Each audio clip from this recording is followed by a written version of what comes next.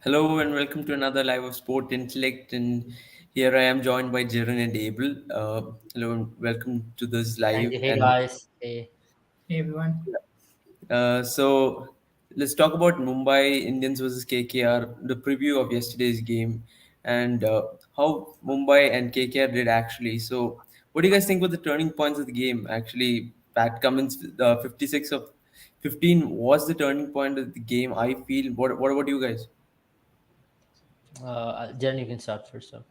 Yeah, sure. That's pretty much where it came from, right? I mean, any innings where someone scores 56 or 15 is pretty much the end of it. I mean, how do you recover from that? That is just 2.3 overs where you're giving 56 runs away, especially at a crucial juncture where the game was in the balance and Russell had just gone, I mean, had just been dismissed. Things kind of look bleak for KKR in a way that there were probably a more tension in the KKR dugout than the MI dugout, where there was pretty much relief that the Russell muscle had gone. But Pat Cummins just came out of nowhere, to be honest. And it's not like he hasn't done this before, but it was just incredible the way he played. And I mean, there was no way MI could recover from that. Right. Yeah, Abel. Moving on to you. What do you think about the game? As Jen rightly mentioned with Patrick Cummins, but then for me, the game was won right there in the power play by KKR. 160, you cannot see the 160 being a very challenging score, especially in T20 cricket in this day and age. And if Dew is going to come in, and which actually did, on those kind of eventualities, where the way in which KKR balled in the power play restricted Mumbai to below 5 and over, and just making sure that Mumbai does not get off to a great start was where the game was won. And you have to give again credit to that man Umesh Yadav. What a spell of bowling yet again. He made sure he gave no room away. He was very tight with his legs. Alongside him, even Rashid Salam had a great start to the IPL career. Devol Brewis, I was pretty impressed with him the way he showed intent, but then he didn't get any support from the other end from Ishan Kishan, or by the time Surya Kumar Yadav came, it was way too late. But a good job on Tilak Verma and Surya Kumar Yadav to actually take the team forward till 160. You have to give credit where it's due over there. And if not for the last over and a couple of top edges by Pollard, that score would have been only 145 odd. And you don't see those kind of scores to be challenging at all. But Patrick Cummins knock um, probably was very important. People say it was such a match winning important knock, but I thought they still could have won it if not even if that guy wouldn't have played the knock, because when he came into bat, it was 60 odd with 42 balls, and I reckon with the class of Venkatesh, though he was struggling, you also had Narayan to come as well. So I reckon they could have still pulled it off. But then Patrick Cummins knock came out of nowhere for Mumbai Indians, and I mentioned in one of the other lives yesterday as well. Patrick Cummins was someone who came out of syllabus. They all prepared for Andre Russell, and Mumbai Indians actually saved Bumrah's overs just for Andre Russell to come into bat, but then it just backfired for them. And I thought that was really defensive captaincy from Rohit Sharma out there. I don't know why you're preserving Bumrah's overs. He's a strike bowler. He could have possibly got Venkatesh while he was struggling up front. And from there on, the game was just, it just showed how bad a bowling line of Mumbai Indians is this season, because they did not have options. And it's unfortunate that we're talking about Mumbai Indians, who's considered to be one of the best bowling attacks of IPL, struggling in this way. And you have to definitely look into Daniel Sams, who's yesterday possibly would have been his worst ever IPL game. Gave away 35 runs in the last over. It just couldn't have gotten any worse. And Patrick Cummins, man, the way he struck the ball, it was one of the most cleanest hitting of a cricket ball I've seen in a very long time. Yep. Jaren, is that all that you guys have to say about yesterday's game, or let's move on to in the intellect moment of the game? What do you guys think was the intellect moment of yesterday's game? April, you want to take that up? Um, Tough question, because I can't really find one particular moment, to be honest. But possibly, it's tough, man. I can't really find out. Like, there were a lot of blunders from Mumbai Indians. I would say not so intellect moment was holding back Bumrah for sure.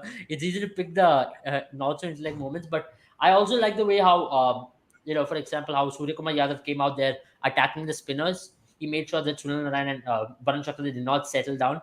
I think that was a very brave move by Surya Kumar Yadav to do it, because I understand that there were no much wickets left in the kitty as well. He made sure that these both don't settle. And if you would have looked to play them out, the score would have been even lesser. He made sure he attacked them. So that was one of the intellect moment of the game. But just talking from the winning team's perspective, Patrick Cummins, man. That 35 runs over was the intellect moment of the game. Just saying that let me just go for it. And the way in which KKR made sure that, let's just finish the game in 15, 16 overs. Let's not even give a sniff to Mumbai Indians.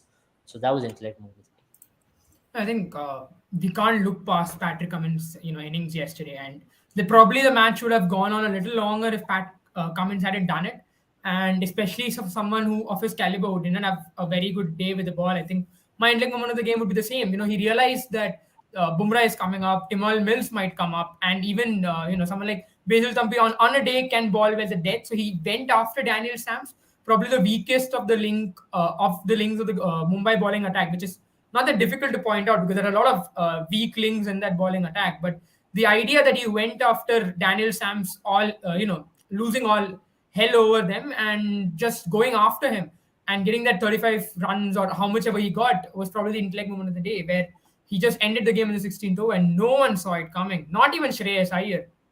I think that was my moment of the day.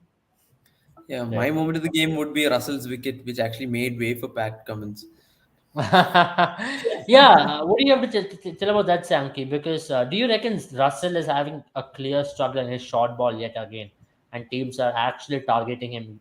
If you have a genuine quick bowler, you can possibly target Russell, and that's why possibly other two teams miss their opportunity in bowling fuller lengths to Russell. Sankey, you can take it up. Yeah, yeah, maybe Russell could be facing an issue of facing the short ball. We saw him a few years back against Bumrah, dismissed on the short ball, and again on the short ball yesterday against Timol Mills. Uh, you can see that maybe the teams could be trying short balls against him, more of short balls against him in the coming games. Absolutely. Yeah, you can now we can talk about LSG versus DC. Yep, LSG versus DC. Who are the favorites, guys? Who do you think are the favorites? Jaren, you can take Um, it. Tough to say, we've seen Delhi Capitals haven't done well. They are not at the best of positions, but I think today is probably the day IPL is starting more than the previous days because these teams did not have their strength, the players that they've banged on. We have now Andrick Nokia coming in and David Warner coming in, if I'm not wrong.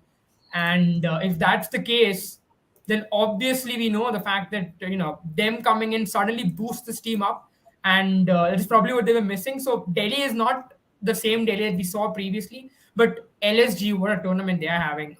I think everything is clicking for them except for probably a few links for probably someone like a Manish Pandey, whom they'll be hoping will come back. But difficult to say, a tough match to just outright say someone is a favorite.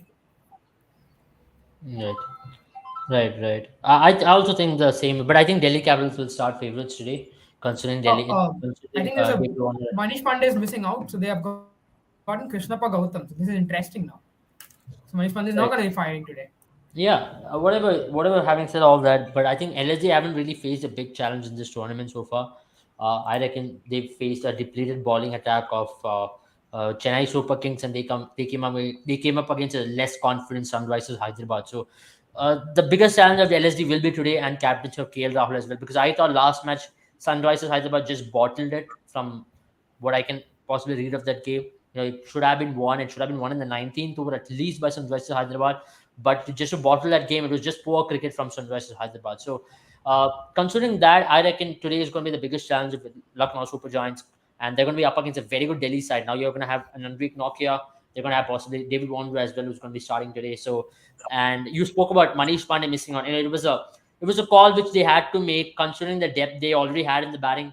I thought Manish Pandey did any good to his role, or he was not doing justice at all. And another possible reason why Krishnappa Gautam is saying today is a tactical call, considering they have Rishabh Pant, David Warner, and two left-handers there, and also when you have a couple of left hands up there in your top four, and what actually your main batters, you need to have also Akshar Patel at number 7. So that's one of the reasons why they bought an off spinner. Otherwise, both their spinners would be turning the ball into them, and it's going to be much more easier for them to get away with things. And that's the only possibility I reckon why Krishnappa Gautam has made way. Krishnappa Gautam has came in for Manish Pandey. Yep. No, what can be the impact that Warner actually brings into this playing 11? Rather than having a Seifert in the playing 11. I think for me, obviously David Warner is a big giant in IPL. He's one of the best foreign players that we've had over the years. And ask any Sunrisers fans, and they'll tell you what David Warner brings to the table. And considering the opening lineup, if Prithvi Shaw and David Warner is an explosive pair, and taking nothing away from Tim Seifert, he's played a decent role there. But David Warner is someone you just walks into the IPL team. You cannot keep him out. And if he is going the way he can, all of a sudden this team is going to score 20, 30 runs more than probably what they'll be eyeing. Right. Yeah, absolutely. I thought the only issue what they had was in the area of uh, number three, and now with having someone like Sarfraz Khan to bat there, I think it's going to be only better for them. And I'm sure that this team has got enough potential to score even bigger runs, and their top five now looks all of a sudden really explosive. Likes of Sarfraz Khan batting at number three, then you're going to have someone like Rishabh Pant to walk in, Rahman Powell, Lalit Yadav, and Akshar Patel. And if Prithvi Shaw and David Warner can give them a perfect start, I'm sure that then it's going to be no stopping these lads. These lads are absolutely class. What do you think of Khalil Ahmed coming in? Then I mean, Khalil Ahmed going out and Andy Nokia coming in. So do you think Khalil Ahmed is probably deserves a boot from the lineup? Good question, because I reckon Khalil Ahmed had a good matchup against KL Rahul. He had gotten him out to thrice, if I'm not wrong. I thought, but then who would you replace? Mustafizur Rahman, who actually bowled well.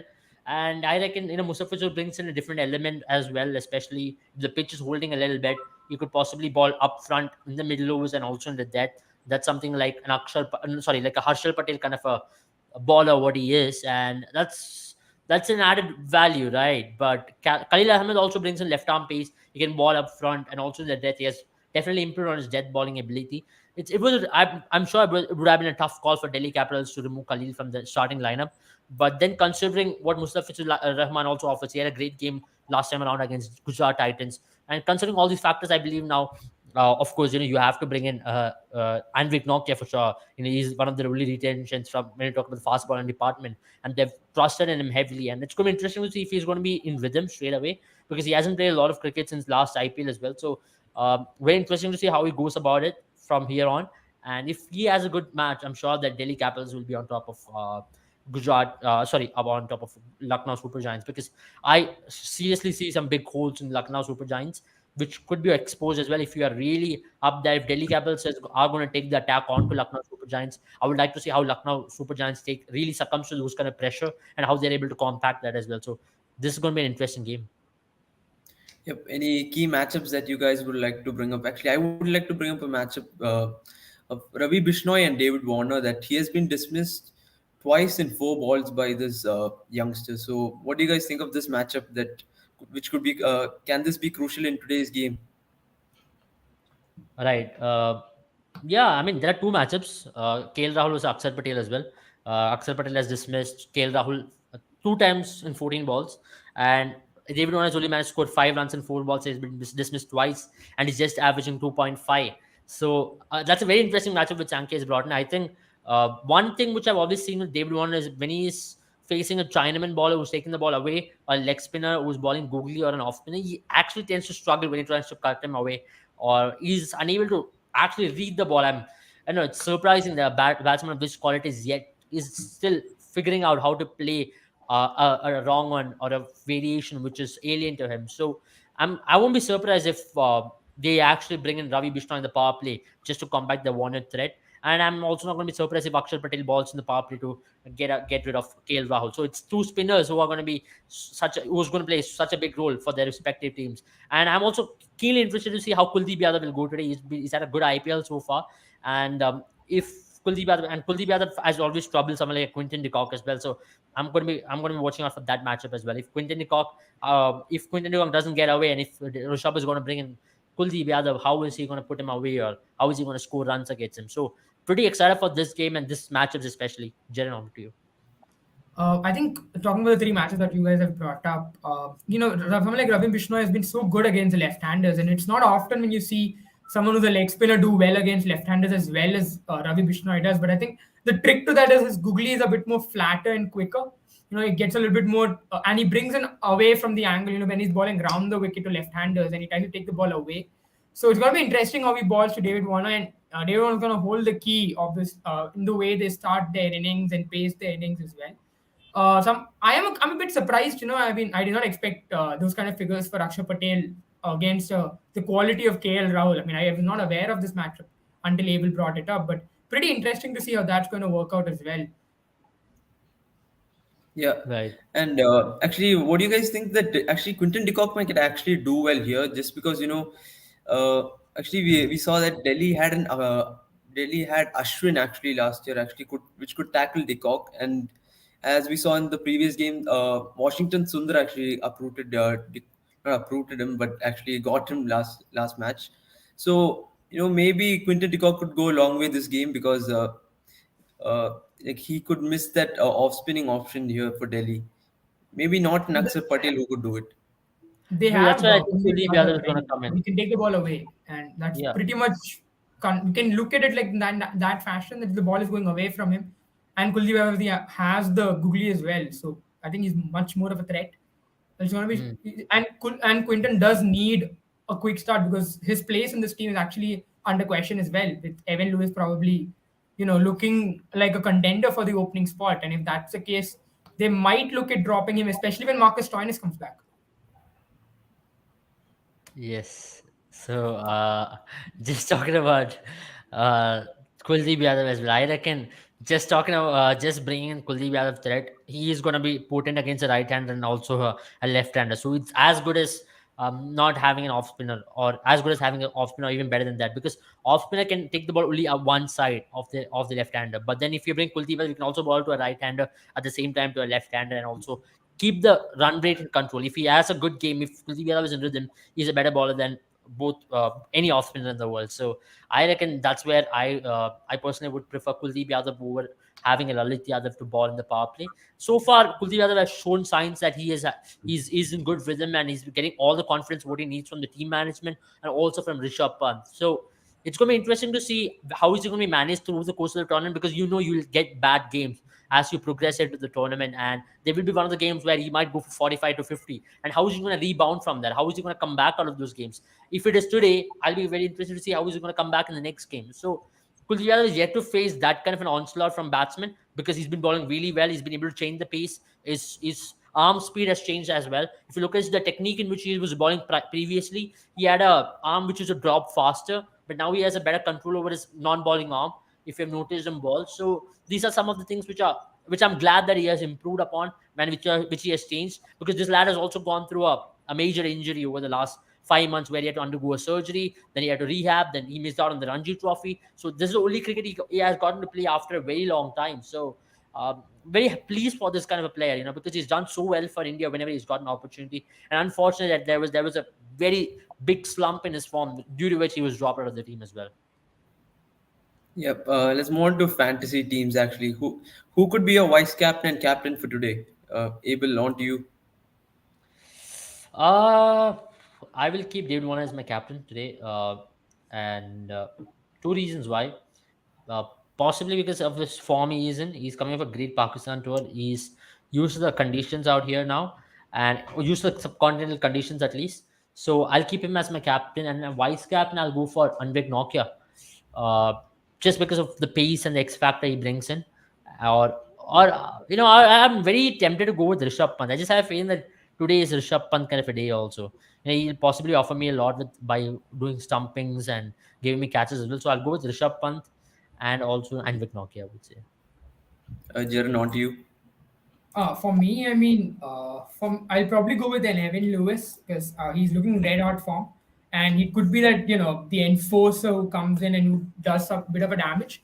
Also looking at Kuldeep Yadav, to be very honest, I think spinners have, especially since the dew factor has been mitigated a lot, spinners have come into play in the previous games, and I'm probably looking at Kuldeep Yadav as someone who can do the damage with the ball. Right. Yeah, game predictions. It's going to be a tough game actually. To predict in this game, it's not going to be easy because DC is not that team which was in the last previous two games without missing David Warner and Nokia. I mean, these are like two powerhouses coming into DC, so you can't predict anything today because looking at the past games. But the trend is this, Sankey. You have to predict. We're gonna put you. We have to put you under the obligation. So yeah, I mean, come on, give us a target that they'll be scoring, and then if whoever was winning, then in how many overs, and if not, by how many runs will they lose? Uh, Like, is Delhi winning or is Lucknow winning? Come on. I think I'll go for Delhi. Oh, All right. And what do this you think the is a target's tough gonna one. be? I mean, I just think go it's for a tough it. It's not like anyone's gonna hold you. uh, which, mm, I think maybe Lucknow's winning this. Maybe I mean I'm not, I can't say anything right now because double-minded now. What about you, Abel? I think Delhi are winning this quite comfortably. I think Delhi will score close to 180 odd, considering David Warner is back, and I'm sure that Rishabh Pant is due for a big knock. Last match he scored a 40 odd, so he's looking in good touch, and I'm sure that Rahman Powell also might come in good. So I'm expecting a big finish from them. And Avesh Khan, I'm sure the Delhi Capitals will know him better than any other team. So expecting Rishabh Pant at least, who has spent he's played all the cricket with him from under 19 days to now. I'm expecting an onslaught from Rishabh Pant against Avesh Khan. The only threat for Delhi is going to be Ravi Bishnoi. If they play a Ravi Bishnoi spell out for probably 6-7 runs and over, then I'm sure that they're setting for a big score, because I don't think other bowlers with the likes of possibly Jason Holt or anybody will really trouble this lineup. And I'm also expecting a good game from Prithvi Shaw, at least to give them a good start. So the Delhi winning by 20 odd runs, and in bowling department it's going to be Anvik Nokia and Kuldeep Yadav. I think for me, if due factor doesn't come in as sharply as it did in the previous week, probably what's going to happen is the trend is going to be followed up this week, where probably Delhi might score a 180 odd again, as Abel mentioned, and you might see Lucknow choking on Akshar and Kuldeep. It's probably my prediction as well. So probably them losing by a 15-20 runs. Well, it was much easier till yesterday, where it was easy for me to ask them for predictions and sit easy. I don't know. DY Patil just looks confusing at times. We've had high-scoring games and low-scoring, so I just confused here. Yeah, I think DY Patil is one of those grounds where if it's a used pitch, you can expect a very slow wicket, or a wicket which will be two pace, like the one which you had in RCB versus Kolkata Knight Riders game, where the ball turned, where the ball was also quick and also at steep bounce. So it is a very weird wicket if it's a used wicket, or else you can expect a flat deck like what you had in the RCB Punjab Kings game. So it can be two ends of a coin. And even Mumbai versus Rajasthan Royals game was a good game played over here. I expect a good wicket going into this game, and that's one of the reasons why I'm sure that if it's a bouncy wicket, David Warner is definitely going to enjoy batting in this wicket. And only I don't see a huge threat when it comes to pace bowling from Lucknow Super Giants. The only main weapon is Ravi Bishnoi. If you can play him out, they really don't have a big threat when it comes to bowling. They're going to definitely miss someone like a Mark Wood, or I don't know why they're not playing Chamida as well. When they played Chamida, this bowling attack had a little more variety into it, but now I have my doubts on it. And I think adding a point to that, Lucknow looked listless even when they were facing CSK's, bowling, which is not the best bowling in this tournament. They almost dug a hole for themselves, and Right. Evan Lewis had to rescue them from it. So today it's going to be much more interesting, especially given the fact that the due factor is gone, as almost gone. We haven't, obviously it's not predictable as such, and you might see due come in much more heavier now. But if that doesn't happen, then all of a sudden you might see Lucknow dig the same hole that they did last time, and that can be dangerous for them because this bowling lineup will not, let them easy like the CSK bowling did. I mean, yeah, because they won two games due to, I would say, some not luck exactly, but then two games they were put under pressure. One of the games the other team bottled it. If not, if any other team it would have been, they could have possibly chased that score. And again, I'm mentioning this. Sunrisers Hyderabad had that game in their hands, and they were well in control. 29 of 17. You should do it on 9 out of 10 days, and on a one occasional day, it was Sunrisers Hyderabad who bottled it. And if not for that, I thought Lucknow Super Giants should have gone down. And even in the first game, you saw that they have some major issues when it comes to their bowling. It's not a completely or full rounded setup. They will struggle, and possibly today will be a day where they could be exposed, or else they can have a good game if Delhi really doesn't turn up like the way they're known to turn up.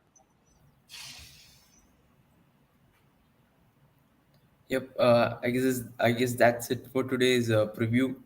And thanks for joining in, guys. Uh, Watch the game and come back tomorrow. Bye.